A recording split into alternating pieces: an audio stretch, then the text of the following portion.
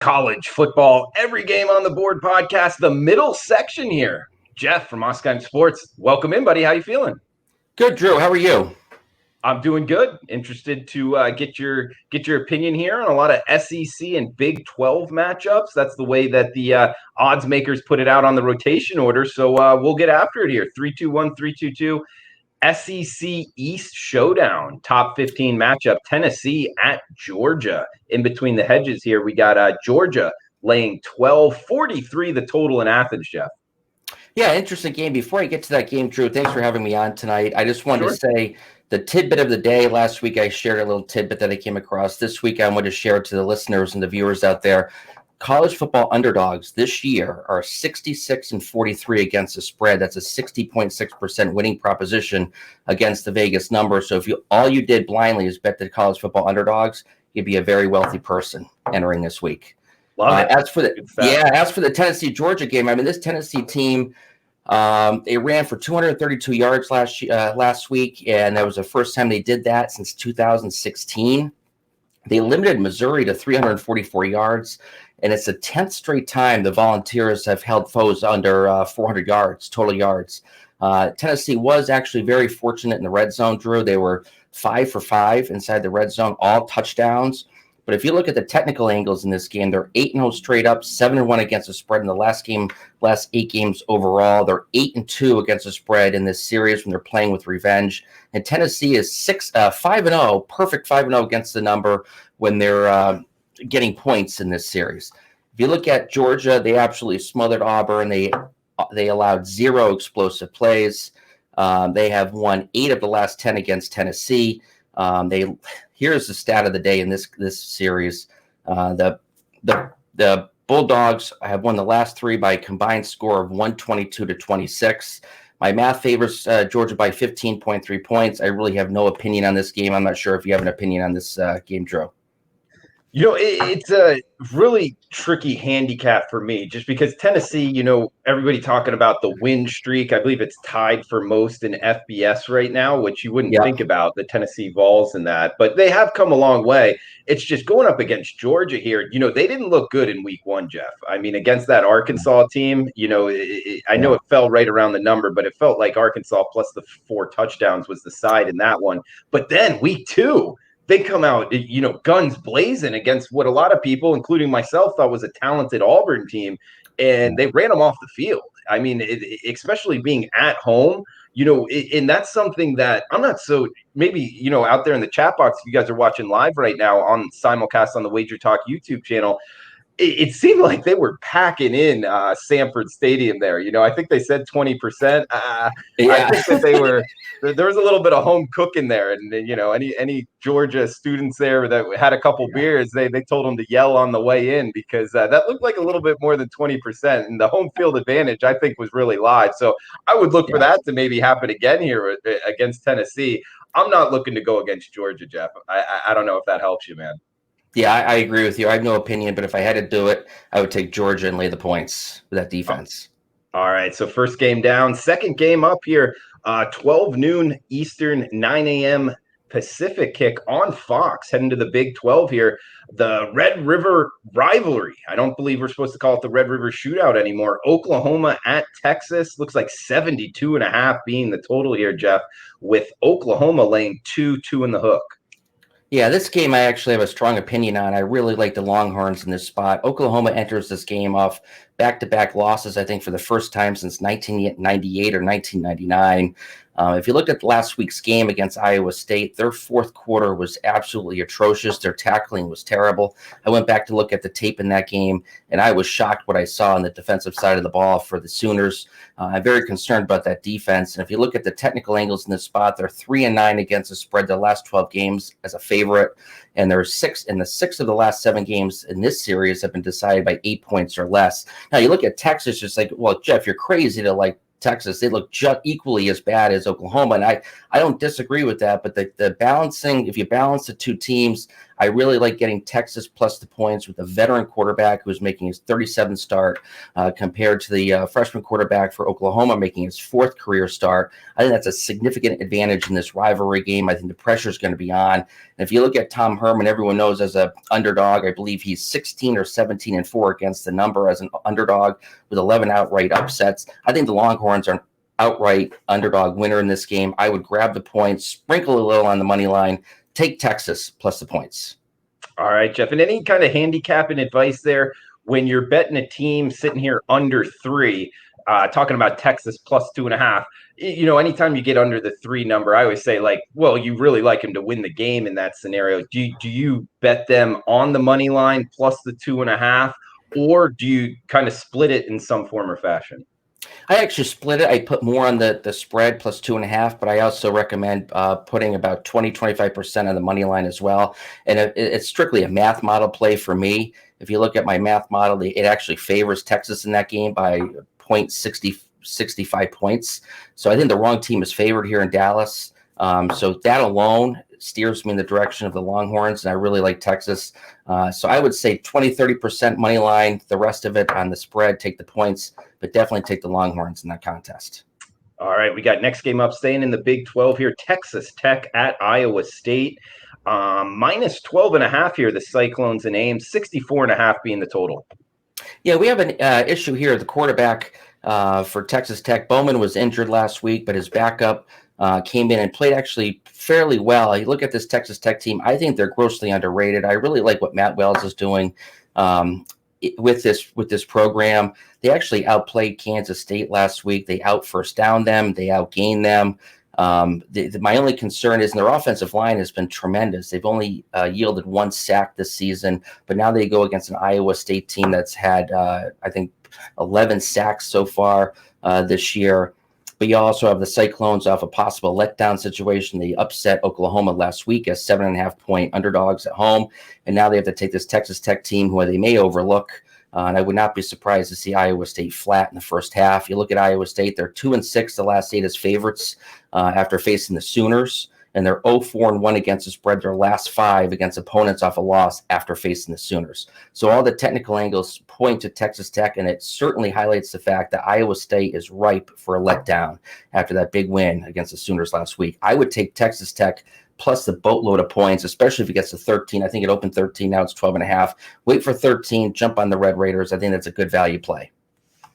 Man, good stuff. Bringing the stats here, Jeff. We got Alabama at Ole Miss as we head to the SEC for the next 3 here. Number 2 ranked Alabama, by the way, on the road in Oxford, 6 p.m. Eastern, 3 p.m. Pacific on ESPN. We're seeing Alabama laying a big number here, Jeff.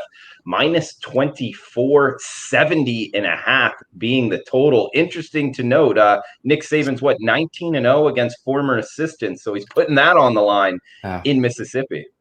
Yeah, Drew, I think it's actually 20-0. I'm not sure where the 20th coach was. The system was, I think it's 20-0. I'm not sure about that, but if you look at the average score in those contests, it's 42-15. So Nick Saban is not one to lay off take his foot off the pedal just because it's a former assistant. And I think Alabama is going to score points in droves against this porous Mississippi defense.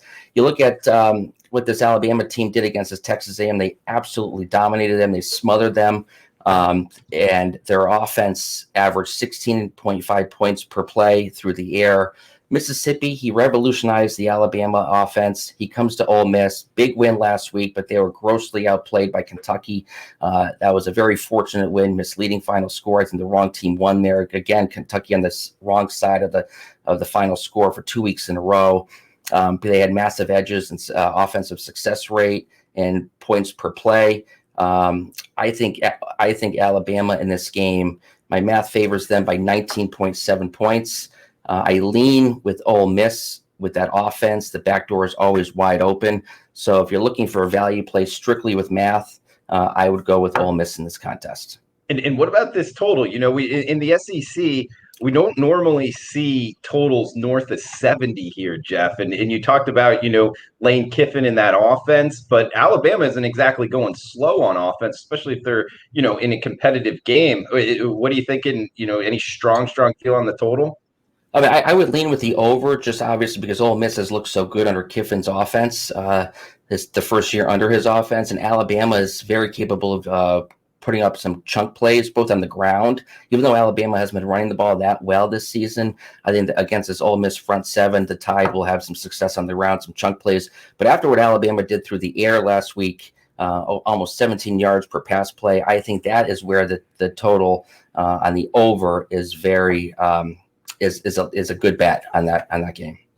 And also an interesting angle on this one is, that the offense for Ole Miss, which it has moved the ball against both of their first two opponents, and a lot of people would say, the Gators' defense is at least, decent. So I think that they're actually going to get theirs. And we got some questions here in the chat box from Anthony. Ole Miss team total. Do you think they're going to have success offensively?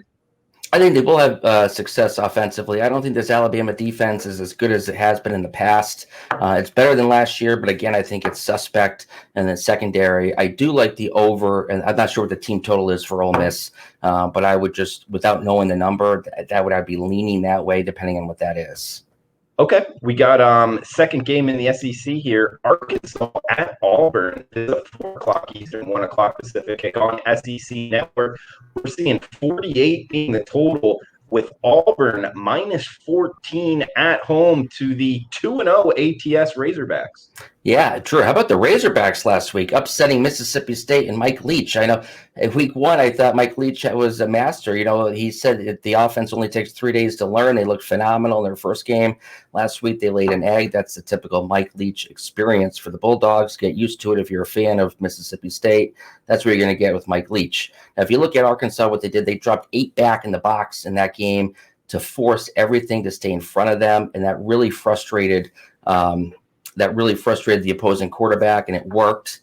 But Arkansas was outplayed in that game, completely outplayed. And they are 1-12 straight up and 0-13 against the spread, their last 13 games following a win. So they have failed to cover the Vegas number 13 straight times off a win. Now, granted, they don't win very often, but when they do, the next game, you talk about a letdown. They're still out there celebrating, drinking from kegs and doing keg stands and everything else that we used to do back in the day, right, Drew? Yeah, maybe 30 years ago, 40 years ago, whenever. No, really, actually 10 years ago, probably for you, me a little bit further back. But I'm telling you what, this Arkansas team is definitely overrated after that win. Auburn, perfect buy low spot for the Tigers. I like Auburn minus the points in this spot, and I would go with that. Okay, yeah, I think spot-wise, it really favors Auburn here. It's just, I don't know. I mean, Arkansas, it's kind of proven in the pudding here. ATS sitting at 2-0, so the market has underrated them at least throughout the first 2 weeks. This is a different scenario here with 2 touchdowns. That means they're going to go into Jordan-Hare and play a competitive game, meaning they're going to be within at least 2 scores at the end of the game. That is kind of a big ask off of their first win, and you talked about their wins, how they do after a win. There hasn't been very many wins in the Arkansas program. You talked about, celebrating. I have heard Fayetteville's a fun town there. I mean, Arkansas off of a win is not necessarily something I'm looking to bet. But at the same time, somebody in the chat box here, Anthony, talking about, Bo Nix in this Auburn offense. In your opinion, Jeff, is it kind of overrated? The issue here is Auburn doesn't have they're lacking an offensive identity under the new offensive coordinator, Chad Morris. Yeah. The interesting angle in this game is that Chad Morris, who fired him last year? Arkansas. So if there's anyone who knows the Arkansas personnel, it would be Chad Morris, who's the new offensive coordinator for the Tigers. That's an interesting angle. But if you look at Bo Nix, he threw the ball 41 times last week. He ran the ball 8 times. He only completed 51% of his passes. I think it's not going to be long before Chad Morris, he's on a short leash, because we know what Malzahn likes to do. He likes to control the offensive play selection. It's just a matter of time before he takes over the playbook, I think. Interesting. And yeah, also interesting that you're right. I didn't put that together. Chad Morrison used to coach for Arkansas. Now it's Auburn hosting Arkansas. So interesting tidbit there. We got last SEC game here, Florida at Texas A&M. And I mean last in this section of 3 SEC games before we head back to the Big 12. Florida at Texas A&M, 57 the total, with the Gators laying 6 and a hook or 7 in College Station. Yeah, Drew, this one I don't have much on this game. I'm not very excited about it, but just from a weather standpoint, this game has been moved from Baton Rouge to Columbia, Missouri because of Hurricane Delta. So the 9 p.m. kick in Baton Rouge is now a noon kick in Missouri. Oh, the, In the this, LSU Missouri game. Okay. Yeah, yeah. No, yes. we needed to talk about that one as well. Yeah. Oh, which one are we talking about right now? No, that's good. Keep going. We can do that one.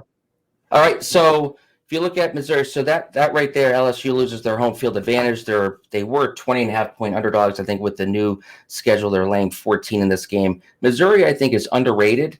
Their wide receivers last week, I watched the tape. They dropped 5 or 6 catchable balls. That was very disappointing.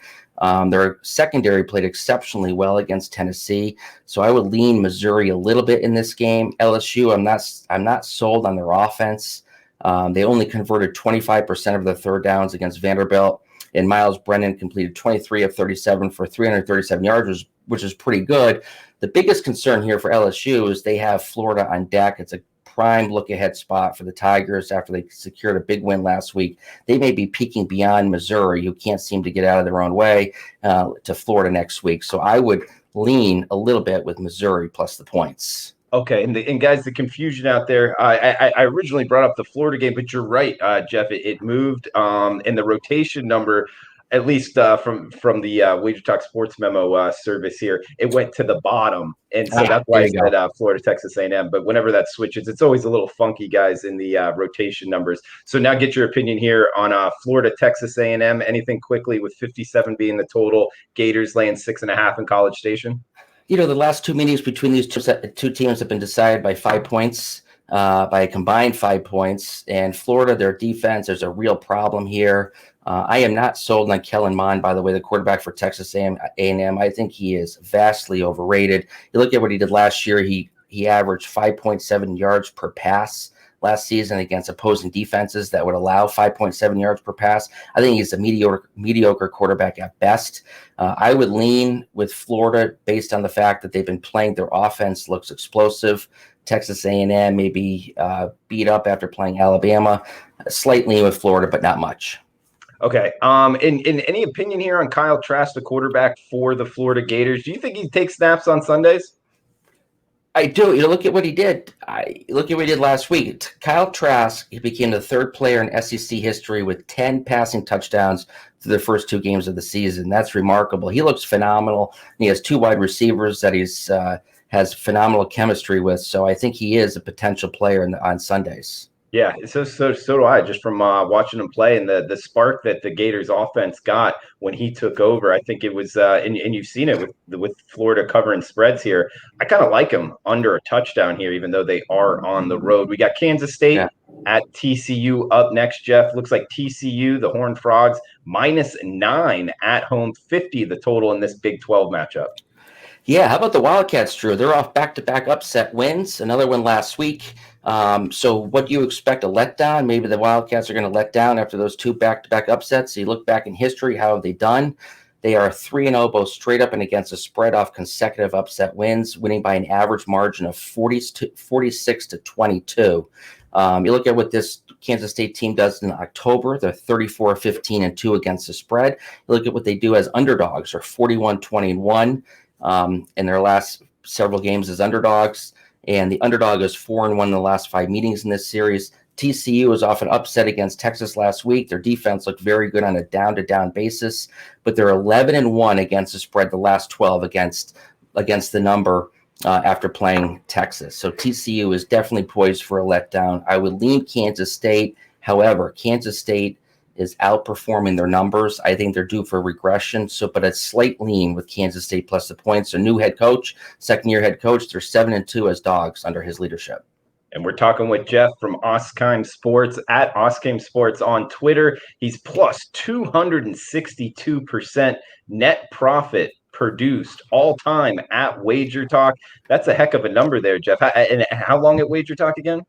I started in May of 2015, and last week I had my 15th or 16th 5% college football play over that period of time, and we cashed with Coastal Carolina, another outright underdog winner. I do expect to have another 5% play up this weekend. It's either going to be on Saturday or Sunday. I have 2 games that I'm looking at, but I would love anyone to join me. It's going to be a big winner. Yeah, and check them out, guys. I mean, obviously, it's the proof is in the pudding here. Plus 262% net profit produced. That's ROI at WagerTalk. His 5% have been good. And also remember the package for $199. You can get the rest of October, starting today, starting tomorrow, whenever you want. $199 rest of October. Jeff is a good selection there. WagerTalk.com. Jeff, we got the last game here for this section and the last game for the college football every game on the board podcast, wherever you're downloading your podcast, guys, at Sports Memo Podcast. Also simulcast on the Wager Talk YouTube channel. Please give us a thumbs up, the like button if you're liking the content. If you're watching on replay, feel free to chime in on the comments below. And anybody out there in the chat box, M. Rob, Anthony Thomas, Johnny Outlaw, all you guys, man, good to see you in here throwing out bets and betting nuggets as well. So last game up here, Jeff, in the SEC, South Carolina at Vanderbilt, 2-0-2 teams clawing for a win here. And South Carolina laying 13 in Nashville, low total, 41.5 being the total in this one. Yeah, true. Before I get to this game, did I hear you earlier? I think what threw me off earlier with the rotation numbers and everything, I think you said Fayetteville is supposed to be a really fun town. Does that mean that you're considering moving to Fayetteville, Arkansas sometime soon? Because no, I've actually never been there.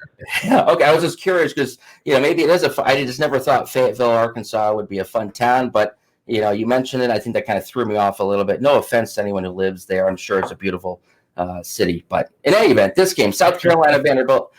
South Carolina has won 11 straight in the series. They've covered the number in 5 straight. They have just dominated the series. Vanderbilt 4-24 straight up, 9-18-1 against the spread in the series. They can't generate points. They only had 9 scoring opportunities last in 2020, and out of those 9 scoring opportunities this season, 9 they've scored a combined 17 points. Their offense hasn't eclipsed 300 total yards yet this year. They're minus 175 yards per game in 2020, and they're 1-9 against the spread. Their last 10 as home underdogs. I would lean to South Carolina. They are one of the most underrated 0-2 teams in the nation. I do like this Gamecock squad on the road. I'm a little concerned laying all those points, but I would certainly lean with South Carolina minus the number.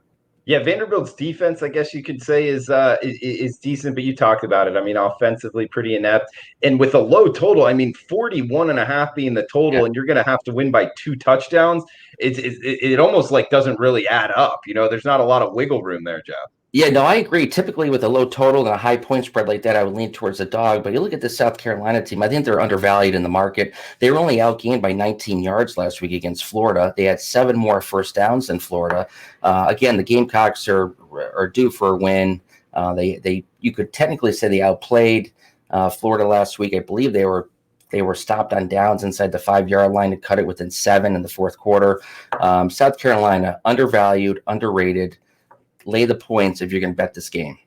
All right. He's Jeff on Twitter at Oskiem Sports. Guys, check out his packages, WagerTalk.com, a mainstay here on the Every Game on the Board podcast. Check it out wherever you're downloading your podcasts at. Sports Memo Podcast, simulcast on Wednesdays, the Wager Talk YouTube channel. Jeff, we threw out everything, some betting nuggets, some fun college towns. I've never been to Fayetteville, but been to a lot of the other SEC college towns. I have heard good things, though. That didn't come out of nowhere. Whenever Arkansas would play at Auburn when I was in college, I remember talking with people, and they would say it's a fun town. I don't know, man. You got any fun college towns you want to throw out there in our college town rankings?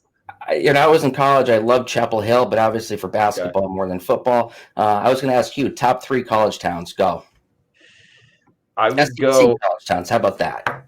No, I could do them all. I would probably go Oxford, Mississippi, Athens, Georgia, Auburn, Alabama. That would be my top 3. What would you Wisconsin? go? How about? I've never been to those. I'm more focused in the South and the West. I've been to like Arizona State, and that was a fun time, just not as much. Oxford, Mississippi, huh? I hope to make a trip there sometime soon. Interesting. Okay. Very good. Well, I don't know. So you would probably say Chapel Hill?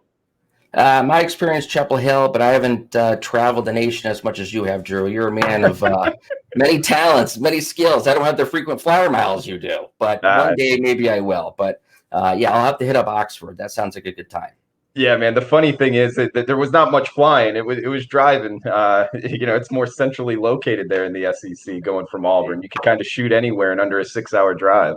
Right now, what happened? Auburn. Speaking of Auburn, the tree, right? Wasn't the tree desecrated or killed, or someone tried to kill the tree Oh, at it's Auburn? terrible. Yeah. The Did it die? Did it end up dying? I'm not sure. Yeah. One of Oh my good yeah, it friends from died. law school went to Auburn, and he was distraught a few years ago when that happened. It was crazy. His name was Harvey Updike, and he went and poured like poison into they're called Tumor's Corner trees. They've been like alive for, I don't know, hundreds of years. People throw toilet paper on them after any, basketball or Right. football win for Auburn. And he didn't like that. He was an Alabama fan, poured poison in there.